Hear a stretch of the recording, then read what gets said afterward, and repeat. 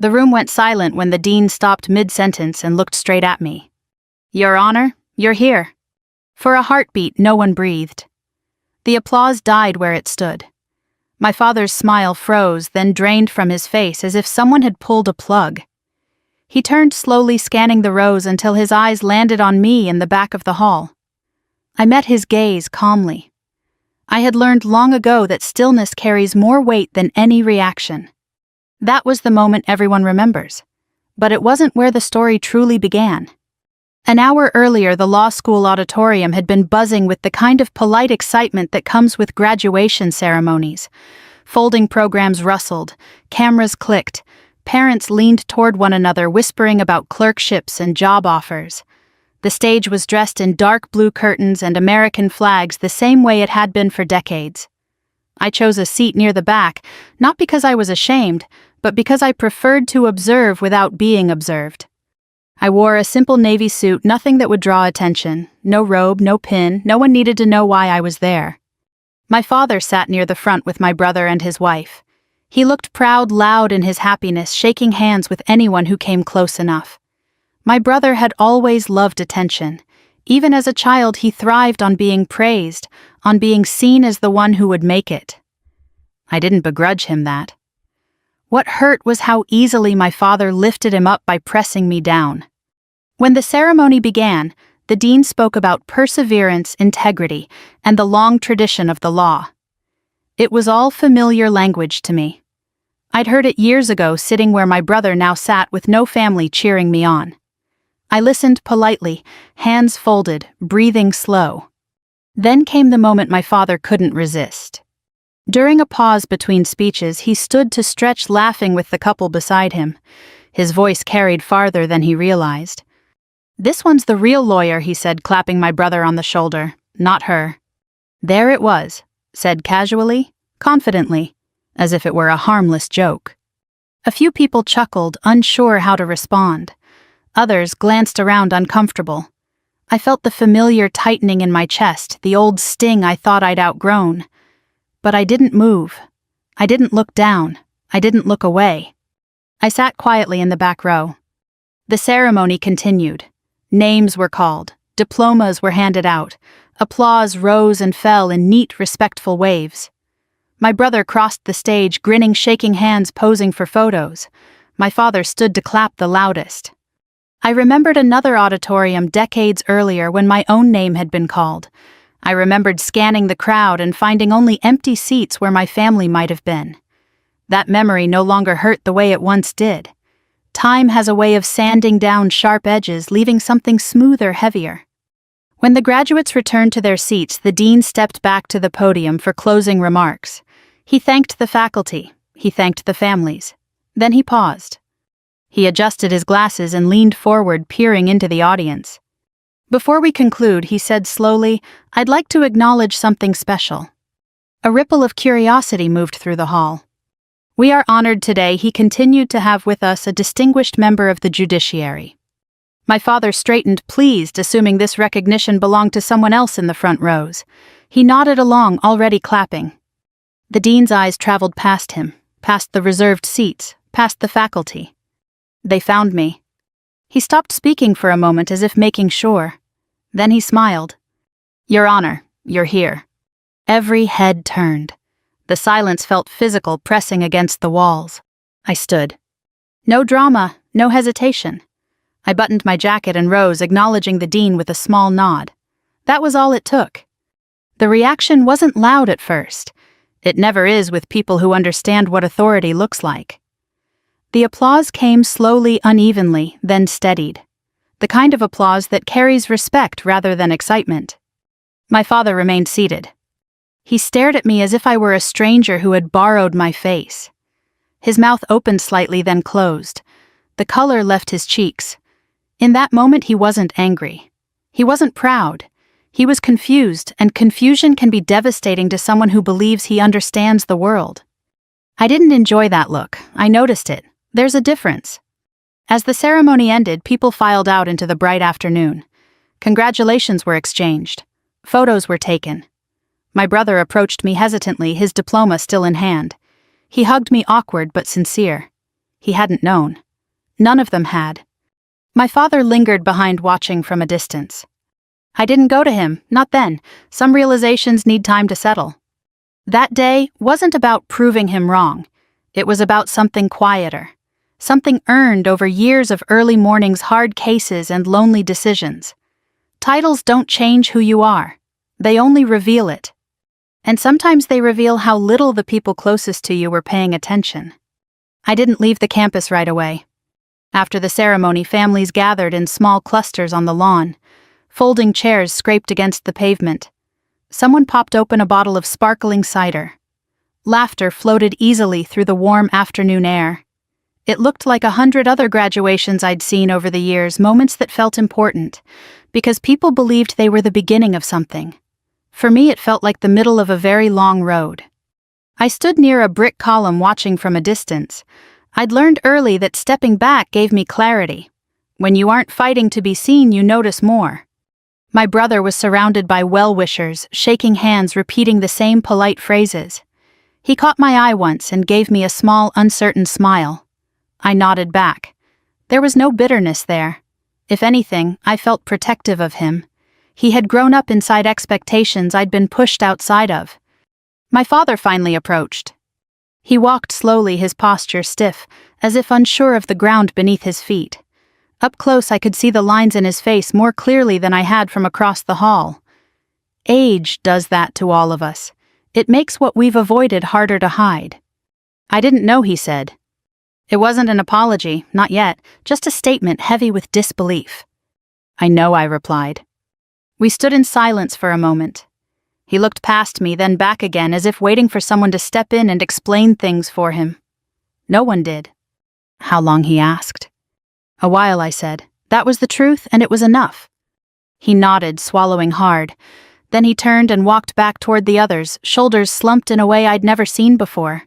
I watched him go, feeling something loosen in my chest. Not satisfaction, something closer to release. As I drove home later that afternoon, memories surfaced the way they always do when the present finally catches up with the past. Growing up, our house ran on comparisons. My father believed competition built character. Praise was scarce, and when it came, it was usually reserved for my brother. He was louder, quicker to raise his hand, more willing to speak up. I was the quiet one, the listener. In our family, that was mistaken for weakness. When I said I wanted to study law, my father laughed. Law is for people who know how to argue, he said. You don't even fight back. He wasn't cruel about it. He didn't need to be. Dismissal delivered calmly can cut deeper than anger. I went anyway. I paid my own way, worked part-time, and learned how to live with uncertainty. Law school was hard not because of the workload, but because of the loneliness. I didn't have family calling to check in or showing up on weekends with home-cooked meals. I had library lights that stayed on late and professors who expected precision, not excuses. When I graduated, I mailed my father an announcement. He sent back a card with a single line. Congratulations. What's next? What was next didn't look impressive on paper. Clerkships, long hours, modest pay, cases no one wanted. I learned to read people, to listen carefully, to speak only when my words mattered. I watched judges who ruled with humility and others who ruled with ego. I learned the difference. Years passed. Promotions came quietly. Responsibility grew heavier. I stopped explaining my work to people who didn't ask. Titles became less important than outcomes. Somewhere along the way, I became someone others deferred to, even if my own family never had. My father never asked what I did. When my brother announced he was going to law school, the family celebrated as if a long-awaited prophecy had finally been fulfilled. I attended holidays, smiled politely, listened to jokes at my expense. I was used to being underestimated. There's a strange freedom in that. Sitting in that auditorium earlier, hearing my father say, "Not her," I felt the echo of every small dismissal I'd swallowed over the years. But I also felt something else: distance. The kind that comes from knowing your life no longer depends on their approval. Authority doesn't come from being loud, it comes from being steady. That afternoon, I didn't correct my father. I didn't announce myself. I didn't need to. The truth has a way of arriving on its own, usually when it's least convenient. As I pulled into my driveway, the sun was starting to dip low, casting long shadows across the yard. I sat in the car for a moment before turning off the engine. I thought about my brother standing at the start of his career. I thought about my father grappling with a version of me he'd never bothered to know. And I thought about how many people spend their lives labeling others, never realizing how little they understand. That day wasn't about revenge, not in the way people imagine it. It was about being seen without asking, about letting the truth speak when I chose silence. And the truth once spoken has a way of changing the room forever. I didn't plan my life with the word judge in mind. When I finished law school, I wasn't chasing titles or recognition. I wanted work that mattered, the kind that required discipline and restraint. I applied for clerkships not because they were prestigious, but because they forced you to listen before you spoke. You learned how decisions were made when no one was watching. You learned how power should feel heavy, careful, earned. My first clerkship paid barely enough to cover rent. The office was small, the hours long, the expectations exacting. I proofread opinions late into the night, checked citations until my eyes burned, and listened quietly while seasoned attorneys argued in chambers. No one knew my name outside that building, and that suited me just fine. From there, I moved into public service. The cases weren't glamorous. Family disputes, property disagreements, criminal matters that never made the news. People arrived angry, scared, convinced they were right. I learned quickly that most people don't want justice. They want validation. My job was to separate the two. I spent years doing work that didn't translate well at dinner parties. When someone asked what I did and I said I worked in the courts, their eyes glazed over. That was fine. I wasn't building a resume for strangers. I was building judgment slowly, painfully, one decision at a time. There were moments when the weight of it all pressed down hard. I remember one winter when the courthouse lost power during a snowstorm. We stayed anyway, coats on, breath visible, finishing hearings by flashlight because people had waited too long to be turned away. I remember an elderly man who thanked me for explaining a ruling he didn't like simply because I spoke to him with respect. Those moments mattered more than applause ever could. My father never asked about any of this. At holidays, he asked my brother about grades, internships, professors. He asked me if I was still doing that court stuff. I answered politely and passed the potatoes. I learned to let the silence sit where explanations used to be. As the years passed, my responsibilities grew. I was trusted with more complex cases than with mentoring younger attorneys. I was asked to serve on committees to help shape procedures, to weigh in on policy. Still, I stayed out of sight. The work came first. Ego only got in the way.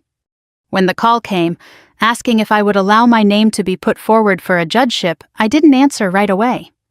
I took a walk that evening, the kind where you don't bring your phone and you let your thoughts catch up with you. I thought about the years behind me, the long nights, the quiet sacrifices, the people who had trusted me with their worst days. I thought about how seriously I took that trust. I said yes because I believed I could serve, nothing more. The confirmation process was thorough, as it should be. Background checks, interviews, questions that tested not just knowledge but temperament. I answered carefully, honestly. I didn't exaggerate. I didn't perform. I let my record speak. When the appointment was finalized, there was no celebration. I went to work the next morning like I always had. Same commute, same coffee, same sense of responsibility. The only difference was the weight of the decisions I would now carry alone. I told my brother when it happened.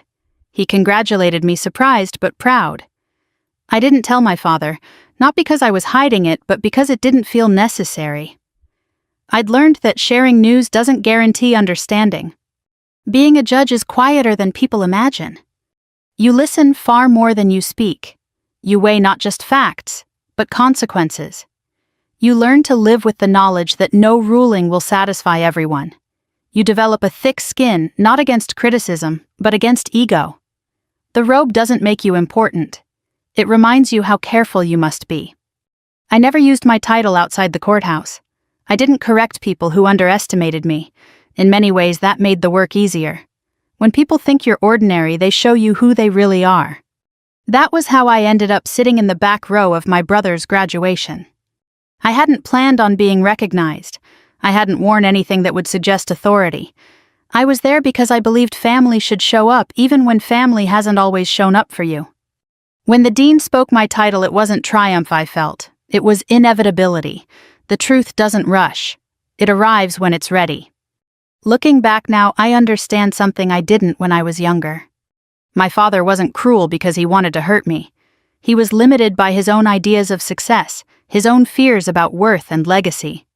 That doesn't excuse his words, but it explains them. Understanding doesn't erase pain, but it gives it context. The road I took was never meant to impress him. It was meant to prepare me. And preparation, I've learned, is what lasts when everything else fades. The moment didn't end when the dean said my title. Moments like that never do. They ripple outward, touching people differently, revealing things they didn't know they were carrying. As the applause settled and the graduates began filing out, I stayed where I was for a few seconds longer. Not because I was overwhelmed, but because I was aware of how quickly people rush past understanding. I wanted to let the silence do its work. When I finally stepped into the aisle, conversations hushed around me. A few faculty members nodded politely, their expressions respectful, but unsurprised. They knew who I was. They always had. To them, I wasn't a revelation. I was a colleague who preferred not to announce herself. Outside, the campus looked peaceful, almost deceptively so. Brick buildings warmed by the afternoon sun. Trees just beginning to leaf out. Families gathering for photos, laughter echoing across the quad. Life moving forward as it always does, even when something inside you has shifted. My brother found me first. He approached slowly, diploma tucked under his arm, his excitement dimmed by uncertainty. He hugged me firm and genuine, the way we had when we were younger, before competition crept in and changed the shape of things. I had no idea, he said quietly. I know, I replied. There was no resentment in his voice. If anything, there was relief. Perhaps it lifted something off his shoulders to learn he hadn't been carrying the family's hopes alone all these years. Our father watched us from a distance. When he finally came over, the noise around us seemed to fall away. He stood in front of me, hands clasped awkwardly, his confidence nowhere to be found. For the first time, he looked at me without assumptions. You could have told me, he said. I could have, I agreed. You could have asked. That landed harder than any accusation. He flinched just slightly. Sometimes the truth doesn't need to raise its voice. He looked down at the grass, then back at me. I didn't think. No, I said gently, you didn't. There it was. Not anger, not victory, just a quiet acknowledgement of years lost to misunderstanding.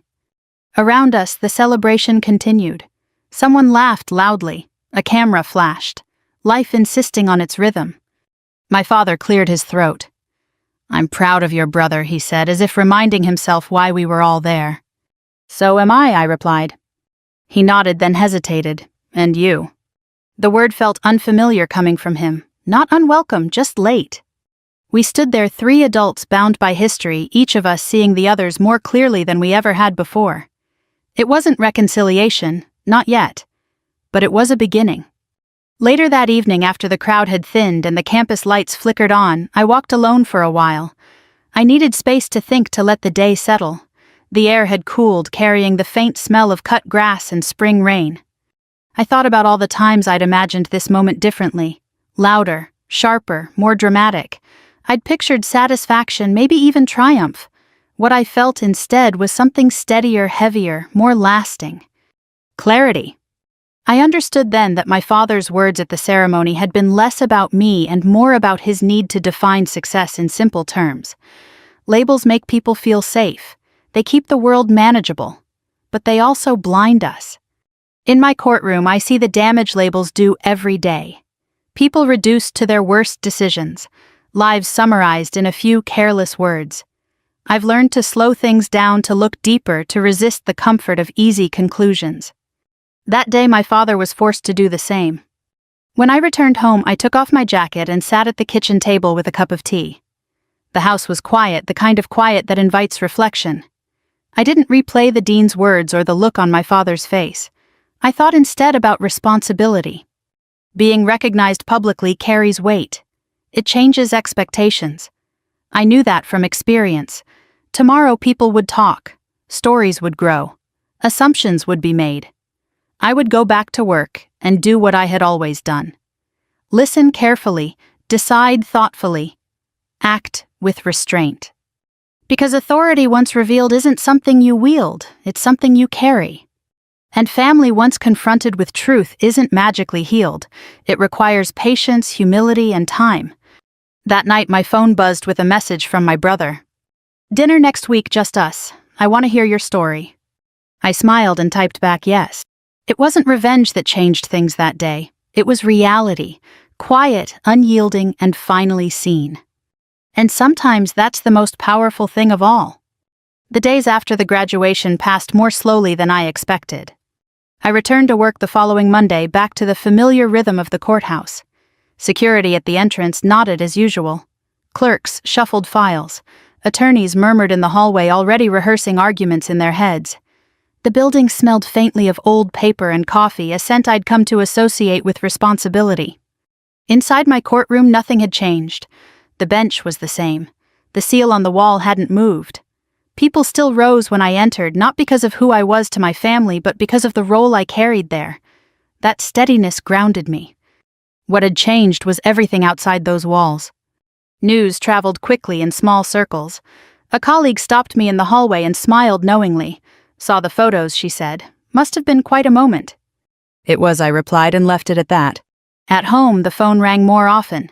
Extended relatives I hadn't heard from in years left polite voicemails.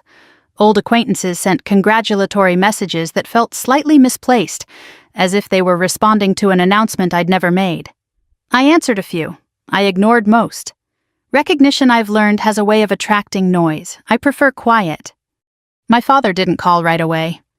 When he finally did, it was early evening, just as I was clearing the dinner dishes. I recognized his number and let it ring once longer than necessary before picking up. "I've been thinking," he said without preamble. "So have I replied. There was a pause. The line crackled softly. "I shouldn't have said what I did," he continued, "at the ceremony." I waited. Apologies, like rulings, carry more weight when they're complete.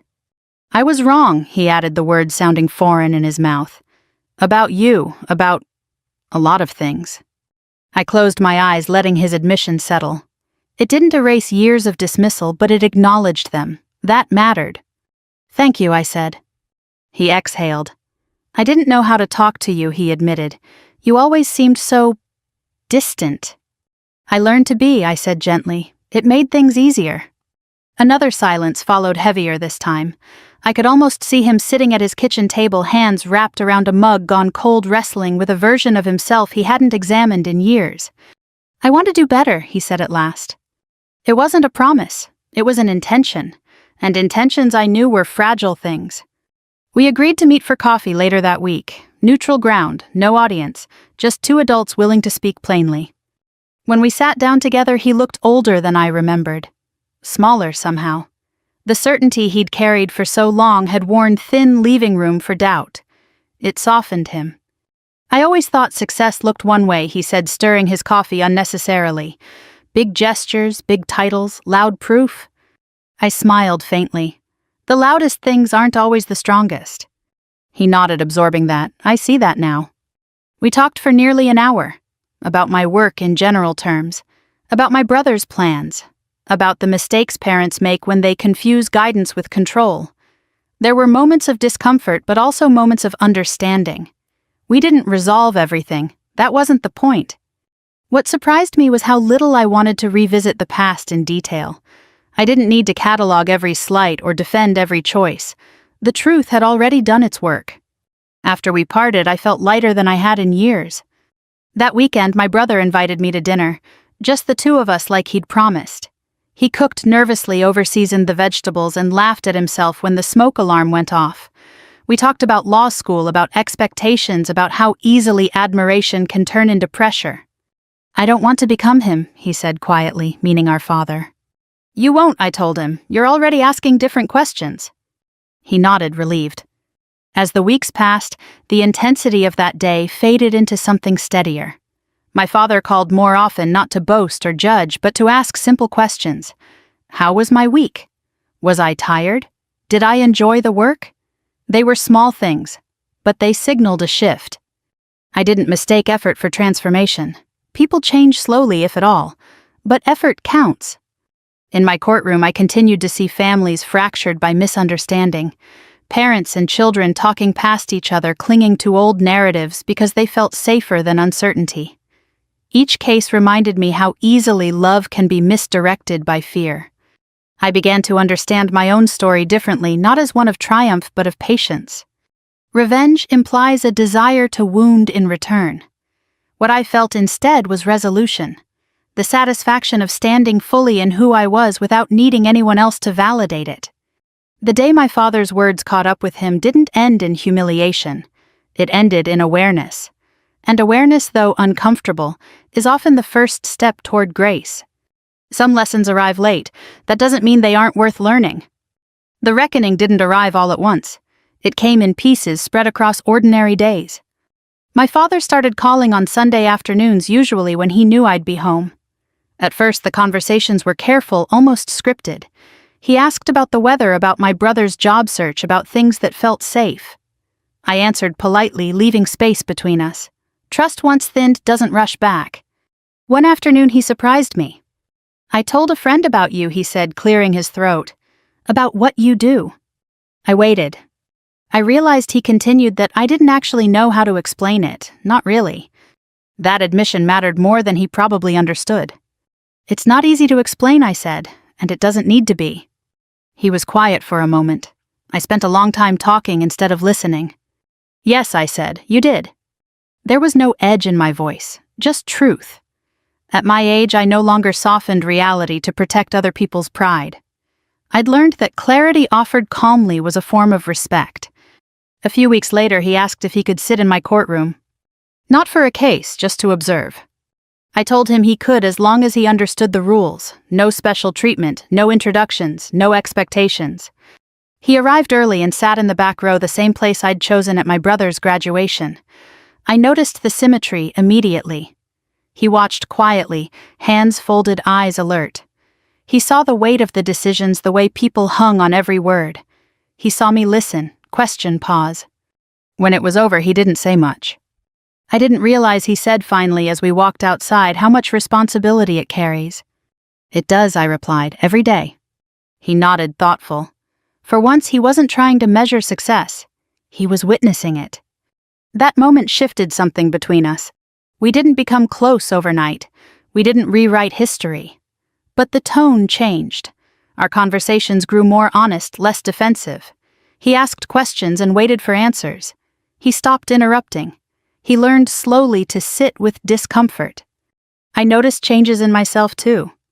I'd spent so many years proving quietly, relentlessly, that I hadn't stopped to ask whether I still needed to. The answer surprised me. I didn't. I never had. Letting go of that internal pressure felt like setting down a weight I'd forgotten I was carrying. At work, the cases kept coming. A dispute between siblings over an aging parent's care. A man facing sentencing who couldn't meet my eyes. A woman fighting to keep her home. Each story reminded me how often family dynamics spill into places they don't belong. One case in particular stayed with me. A father testified against his own daughter, convinced he was doing the right thing. He spoke with certainty, righteousness in every word. When I looked at the daughter, I saw something familiar, not defiance, but exhaustion. The kind that comes from being misunderstood for too long. I ruled according to the law, but I addressed them both carefully. Being right, I said, does not always mean being just. My father watched that case from the gallery. Later he told me it unsettled him. I heard myself in him, he admitted. That was the deepest reckoning of all. Understanding doesn't erase guilt, it reframes it. It gives it somewhere to go. As months passed, family gatherings grew easier. Not warm exactly, but easier. My father listened more than he spoke. My brother grew into his own confidence separate from comparison. I allowed myself to relax in ways I hadn't before. One evening after dinner, my father surprised me again. I used to think I was shaping you, he said quietly. Turns out I was just revealing myself. I met his eyes. We all do that, I said, whether we mean to or not. He nodded, accepting that. I realized then that reconciliation isn't about winning an argument or forcing an apology. It's about changing behavior, about showing up differently even when it's uncomfortable. That's the part people rarely talk about. There was no grand moment where everything fell into place. No tearful confession, no dramatic embrace. Just a series of small, deliberate choices. To listen, to ask, to pause before judging. In my courtroom, I continued to believe in second chances, not blind ones, but earned ones. I held people accountable while leaving room for growth. It's a balance that takes practice. At home, I practiced the same. The day my father finally said, "I'm glad you're my daughter," without qualification, without comparison, I didn't respond right away. I let the words sit between us, complete in themselves. "I am too," I said finally. That was enough. By the time another spring arrived, the memory of my brother's graduation had softened at the edges. Not because it mattered less, but because it had found its place. Some moments are sharp when they happen, then settle into something quieter, something that teaches instead of stings. That day had become one of those moments for me. Life moved on in its steady, unremarkable way. I returned to my routines. Early mornings, long dockets, evenings spent reading case law or sitting in silence with a cup of tea. The work never stopped asking for care, and I never stopped giving it. Responsibility, I'd learned, doesn't fade once you're recognized. If anything, it deepens. My father and I developed a rhythm that felt new but honest. We spoke once a week, sometimes about practical things, sometimes about nothing at all. He stopped offering opinions unless I asked. When he did speak, his words were slower, more measured. Age hadn't changed him as much as awareness had. One afternoon we walked together through a small park near his house. The trees were tall and bare, waiting for summer. He moved carefully now, hands clasped behind his back. I used to think he said that if I pushed hard enough I could make my children strong. I waited. I see now, he continued, that strength grows when it's trusted. I nodded. It does. That was the closest he came to naming regret. I didn't need him to say more. At this stage of life, understanding matters more than confession. My brother found his footing too. He struggled at first, learning that the law is less about being impressive and more about being patient. He called me often with questions, not because he needed answers, but because he needed perspective. I gave it when I could, carefully, without taking over. Watching him grow into his own judgment felt quietly satisfying. What surprised me most was how little I thought about proving anything anymore. For so many years I'd carried a quiet resolve to show, if not my family then myself, that I wasn't what they believed. That resolve had fueled me when no one else did. But somewhere along the way it became unnecessary. The truth had emerged on its own without my pushing. That taught me something important. Revenge doesn't always come with raised voices or dramatic confrontations. Sometimes it arrives as clarity, sometimes it looks like dignity. Sometimes it sounds like silence finally being understood. In my courtroom, I continued to see families fracture and mend in different ways. Parents who spoke without listening. Children who carried labels they didn't choose. I tried whenever possible to remind people that the law deals in facts, but life deals in consequences. Words spoken carelessly can last longer than we expect. I thought often about the audience at that graduation. How many parents in those seats had unknowingly limited their children with a single sentence? How many sons and daughters had sat quietly carrying years of dismissal like a second skin? If there is anything my story has taught me, it's this: people are rarely what we assume they are. And our assumptions say far more about us than they do about anyone else. One evening, months later, my father attended a small community event where I was speaking about civic responsibility. He sat in the back, hands folded, listening. When it ended, he didn't applaud loudly. He didn't seek attention. He simply waited until I was free. "You speak with fairness," he said, "not authority. I like that." I smiled. "Fairness is authority," I replied. He considered that, then nodded. We walked out together into the cooling air. No crowd, no stage, just two people who had finally learned how to see each other. I don't tell this story to embarrass my father or elevate myself. I tell it because it holds a lesson worth sharing, especially for those of us who've lived long enough to know how easily misunderstandings harden into habits. If you are a parent, remember this: your words become part of your children's inner voice. Choose them carefully. Encouragement lasts longer than criticism ever will. If you are a son or daughter who has been underestimated, Know this: your worth is not determined by how loudly it's acknowledged. Quiet work done with integrity has a way of being recognized when the time is right.